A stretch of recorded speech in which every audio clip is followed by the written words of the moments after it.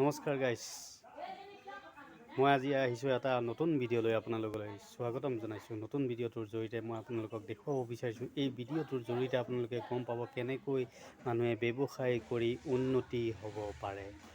এই ব্যৱসায়টোৰ জৰিয়তে কেনেকৈ ধন টকা পইচা সংগ্ৰহ কৰি মানুহ কেনেকৈ ধন উপাৰ্জন কৰিব পাৰে, সেইটোৰ ওপৰত নিৰ্ভৰ কৰি মই এটা নতুন ভিডিঅ' লৈ আপোনালোকলৈ প্ৰেৰণ কৰিছোঁ। এই ভিডিঅ'টোৰ আপোনালোকে এবাৰ চাব আৰু ভিডিঅ'টোৰ জৰিয়তে আপোনালোকে গম পাব কেনেকৈ ব্যৱসায় কৰি উন্নতি হ'ব পাৰে। এই ব্যৱসায়টো হৈছে পাণৰ ব্যৱসায়।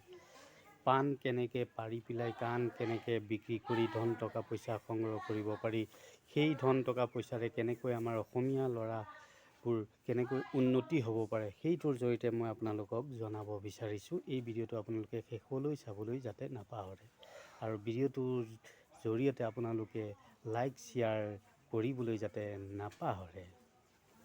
চাওক।